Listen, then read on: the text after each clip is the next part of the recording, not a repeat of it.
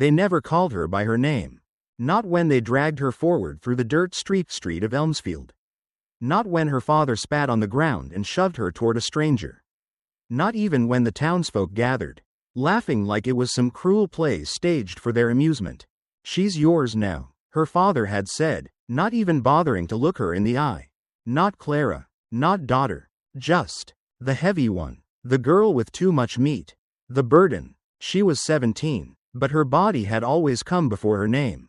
Wide-hipped, thick-waisted, arms like logs, hands built for labor, not for laces and lace-trimmed dreams.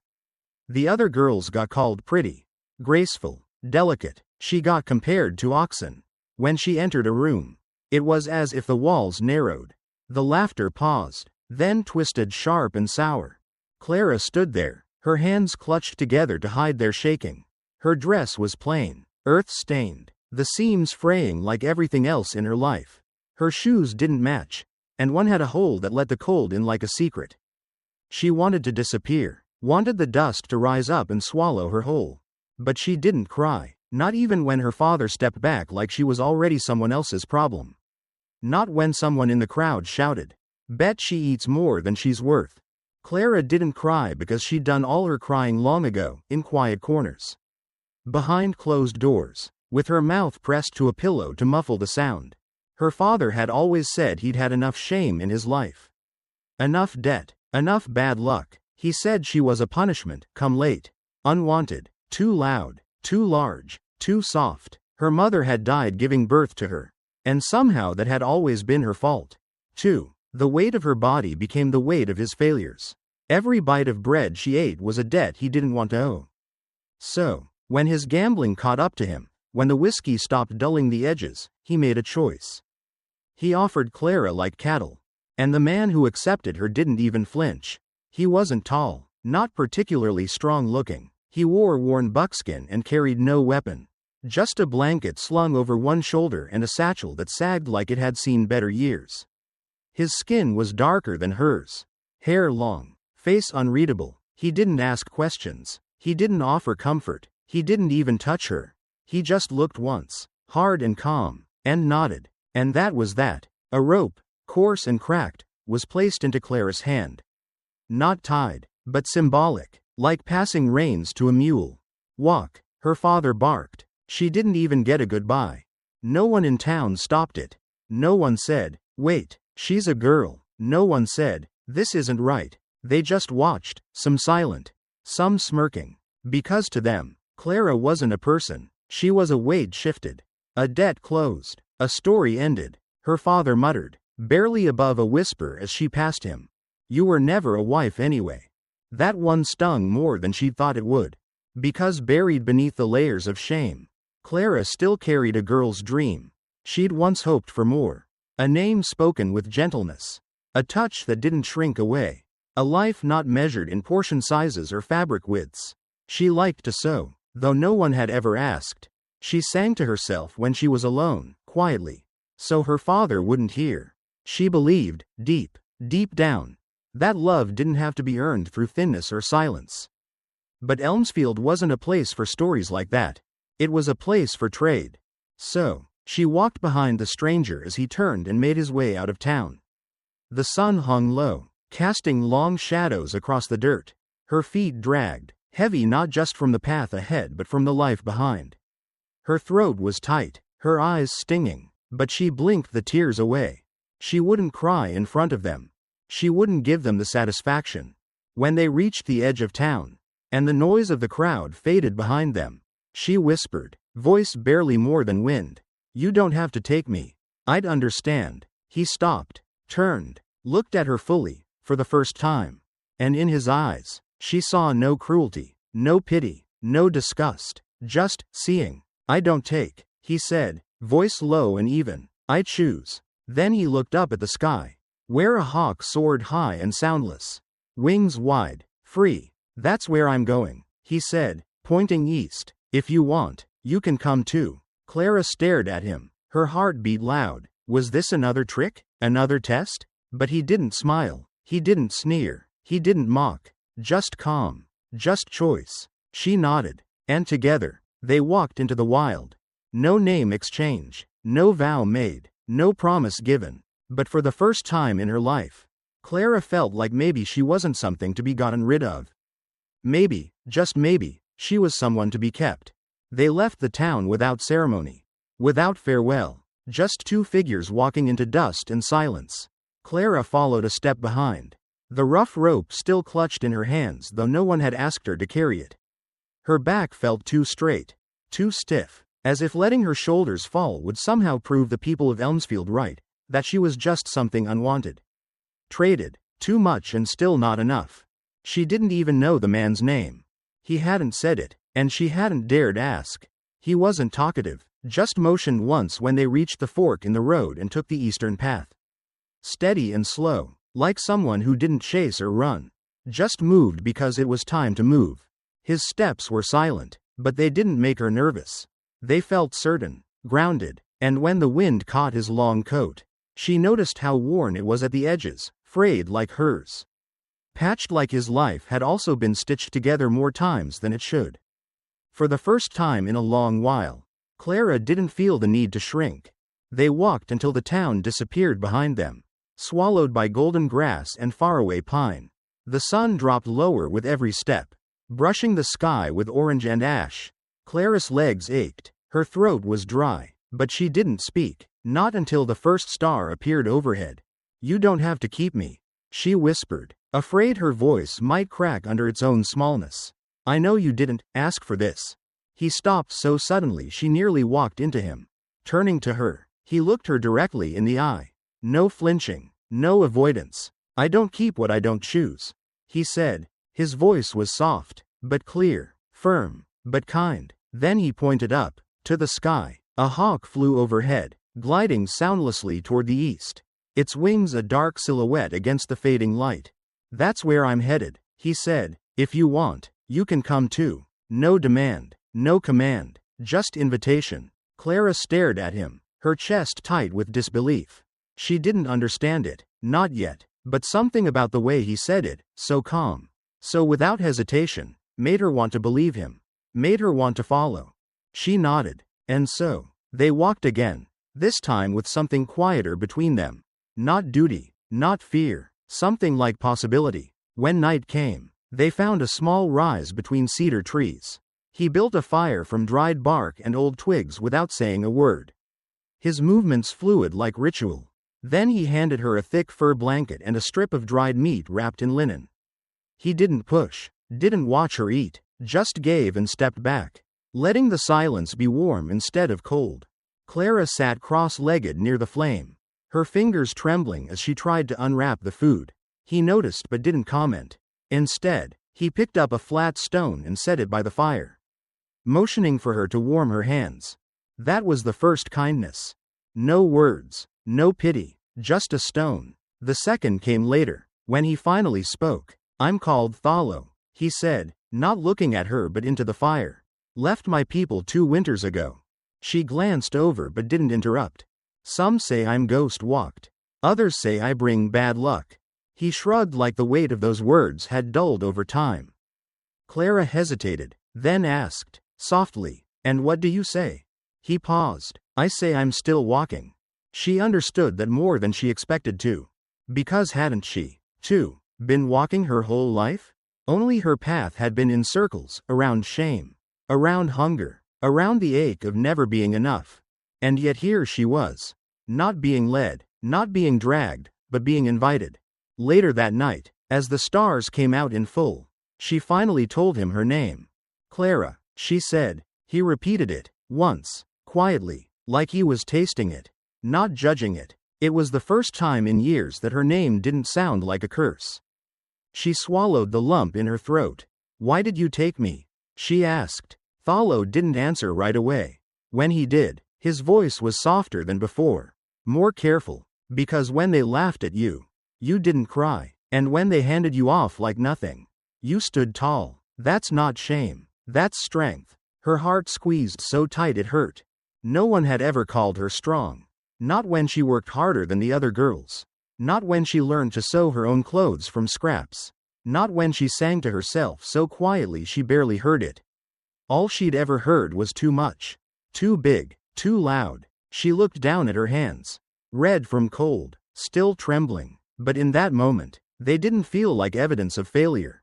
They felt alive. Later, when she curled up beside the fire, Thalo laid a pine branch beside her like a pillow. Then he crossed to the other side of the flame and sat with his arms folded. Eyes closed. No expectation. No intrusion. Just peace. Clara rested her cheek against the pine and breathed deeply. For the first time in her life, her body didn't feel like a burden. It felt like it belonged. Not to him, but to her. And maybe that was what made her tears finally come, quiet. Warm. Unshamed. Because she wasn't being saved. She wasn't being claimed. She was being seen. And for that, she felt something she hadn't felt in a long, long time. Grateful. The forest didn't ask questions. It didn't laugh at Clara or glance sideways at the way her body moved. It didn't whisper rumors or weigh her worth by what she could offer in beauty or obedience. The trees stood tall, indifferent and welcoming all at once. And the quiet, the kind of deep, wild quiet only the woods could hold, wrapped around her like a blanket. She and Thalo moved through it together. Day by day, breath by breath. No words were needed, only gestures, glances, small things. In the mornings, he rose early, coaxed embers back to life with practiced hands, and boiled water in a blackened pot for tea made from bark and pine needles. He didn't rouse her with commands or clatter pans like her father used to. He simply let her wake on her own, the scent of fire and warmth pulling her gently back from sleep. Clara would sit by the fire, shawl wrapped tight around her shoulders, and watch him work. Every movement was precise, quiet, purposeful, like he respected not just the world around him, but the time it took to be present in it.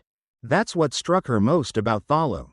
He didn't rush. He never filled silence just to fill it. When he did speak, it was only because something true needed to be said, and that, more than anything, made her feel safe. They hunted rabbits once. Well, he hunted. Clara waited by the creek, knees tucked under her dress, listening to the hush of water slipping over rocks. She'd never been trusted with anything like a weapon. But Thalo didn't laugh when she asked to learn. He simply handed her the bow that evening, showed her how to notch an arrow, how to feel the tension in the string. She missed the first 5 times. Badly, but he didn't correct her with sharp words. He let her fail, then handed her the bow again. And again. By the 6th try, her fingers stopped shaking. "You listen well," he said, and it wasn't praise, it was truth. That night, as they sat by the fire, he pulled a block of soft wood from his satchel and began to carve. His hands moved slowly, gently, as if what he held was already alive, just waiting to be revealed. Clara watched in silence, breath soft, eyes curious. "What are you making?" she asked after some time. "A shape that tells the truth," he answered, never pausing. The answer confused her, but she didn't press. The fire crackled between them, and she closed her eyes, letting the peace of the night settle in her bones. For once, her thoughts didn't race, her chest didn't ache. The ache of being too much had always been louder in town. But out here, in the stillness, she was just herself. The next morning, she awoke to find something placed on her blanket.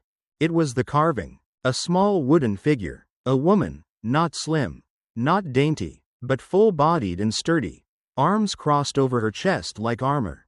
The face was rough, unrefined, but unmistakably hers. Clara stared. "Why?" she whispered. Thalo didn't look at her, just added wood to the fire. "So you remember." "Remember what?" "That they gave you away," he said quietly. "But the earth never did." She blinked fast. The words hit something deep, something hidden. "Nothing in nature begs to be small," he continued. "Not the hills, not the rivers, not the bears. You were made for space." Clara's throat tightened. No one had ever said that. Not even close. Her hands curled around the figure like it might vanish if she blinked. Her body, once a burden, was being honored here, in wood, in words, in space. "You believe all that?" she asked, barely able to finish the question. He finally turned to her. His dark eyes were solemn but kind. "I believe in what stands tall when others kneel." She looked away, not because she was ashamed, but because she didn't want to cry in front of him. Not yet, not when the tears were so different now. Not from pain, but from release. Later, danger came. 2 men, drunk and jeering, wandered too close to their camp. Clara froze, heart rattling in her ribs, hands trembling around the carving she still kept near. One of the men saw her, called her a prize, moved closer. She didn't run. She stood, not brave, just unwilling to vanish anymore. Then, in a blur, Thallo appeared behind the man, blade at his throat. "Walk away," he said, voice low and calm, like distant thunder. The men fled. No fight, no blood, just the presence of someone willing to stand between her and the world. That night, they rode further into the woods. Deeper, safer. They made camp beneath tall pines, the branches whispering overhead. Clara didn't ask how he always knew danger was near. She didn't need to. She simply watched as he built the fire again. Hands steady, movements slow. "You knew they'd come," she said. Thallo nodded. "The land always speaks before men do." "And why didn't you run?" she asked. "Why stay for someone like me?" He paused. "The world already ran from you once," he said. "I don't intend to do it again." Something in her broke open then. Not in a painful way. In a way that felt like light finding a locked room. From that day on, they became something more than travelers. They became witnesses to each other. Clara began to learn, to track footprints, to boil pine resin for salve, to snare rabbits and clean them without flinching. She didn't ask for permission anymore. She joined, she contributed, she belonged. Thallo never tried to mold her into someone else. He never once told her to be less, or quieter, or different. He made space for her, without words, without pressure, just presence. And in that space, she grew, not into someone new, but into someone finally, truly herself. The forest no longer felt like hiding, it felt like claiming. Each day in the woods had stripped away pieces of shame, peeled back the weight others had put on her. By the time spring broke through the snow, Clara had learned more than survival. She had learned to breathe in her own skin. The cabin they had rebuilt, tucked beneath the pines where snow melted slower and the light filtered through like gold dust, wasn't just shelter. It was a home, not because of the logs or the fire or the food, but because for the first time, Clara had been seen, and not just endured, but chosen. Then the riders came. 3 men on horseback. White men, dusty coats, weathered boots, mouths twisted with arrogance. They sat on the ridge overlooking the cabin like wolves scenting a kill. The sun casting long shadows over their faces. Clara was out gathering kindling when she saw them. Her breath caught, not from fear, but from fury. She didn't run. Not this time. She turned and walked quickly back toward the cabin. "They're coming," she told Thallo, voice steady. He looked up from where he was fixing a snare, eyes narrowing. He didn't speak, just stood, not to flee, not to hide, to face. They didn't crouch behind trees or darken the fire. They didn't retreat into shadows. They stood side by side in front of the cabin. Clara just a half step behind him, a kitchen knife clutched in her hand. She didn't ask for a weapon. She didn't need one. The men drew closer, their horses snorting in the warming air. The leader was broad-shouldered, with a gray beard and mean eyes. He sneered when he saw her. "Well now," he drawled, "ain't this something? Fat girl from Cardin's farm playing house with a half-breed." Thallo didn't move, but Clara's blood roared in her ears. "My pa gave me to someone else," she said, her voice slicing the silence. "You don't get to take me back." The man laughed, spitting tobacco into the dirt. "Sweetheart, you were never meant to last this long." He reached into his saddlebag, and everything slowed. Clara tensed, her grip tightened on the knife. But before the man could draw, Thallo moved. His bow was already up. The string pulled taut, arrow aimed square at the man's chest. "You'd shoot a white man?" the rider hissed. Thallo's voice was even, calm, final. "Not if you leave. If you stay, I don't miss." Something in the way Thallo stood, shoulders still, feet rooted like a tree that had survived many storms, made the other 2 men falter. One of them, younger, pulled at his reins. "Ain't worth it," he muttered. "Let's go." But the leader wasn't done. His eyes burned with insult, with the sting of being challenged by the very people he thought beneath him. He glared at Clara one last time. "You're nothing but shame, girl. And Clara stepped forward, not shaking, not shrinking. She looked him square in the face. And you'll die angry that no one ever wanted you. He spat, wheeled his horse, and rode off in a cloud of dust. When they were gone, Clara collapsed to her knees. I thought they'd take me, she whispered. Thallo crouched beside her, one hand steady on her shoulder. They can't take what's already free. She looked up at him, eyes glistening. Am I free? She asked. He nodded. As long as you stay by choice. That night, they didn't speak much, but the silence wasn't empty. It was earned. Clara sat by the fire, staring into the flames. Her hands, once so used to trembling, now rested still on her lap. She had stood. She had said no. And more than that, she had said yes to herself. In the days that followed, she and Thallo fortified the cabin. Not out of fear, but readiness. They hunted together, mended the roof, and carved a second bench for the porch. One for him, one for her. It was her idea to inscribe it. She etched the words with careful strokes. Not hidden, not his, mine. That was the line she wanted to remember. Later, she returned to the stream where they had first stopped weeks ago. The ice was gone now. Water ran freely, just like her chest did when she took a full, deep breath. She tossed in the last piece of her old life, her father's coin. The one she'd kept out of some twisted need to remember the pain. It sank without a sound. When she returned to the cabin, Thallo was carving again. Another figure. This one, too, was a woman, but this one stood tall, head high, chest open, arms outstretched like she dared to catch the wind. Clara sat beside him and asked, Is that me? No, he said, setting down his blade. It's who you were, long before they told you otherwise. Clara didn't speak. She didn't need to. That night, she didn't sleep curled in the corner or by the fire with her back turned.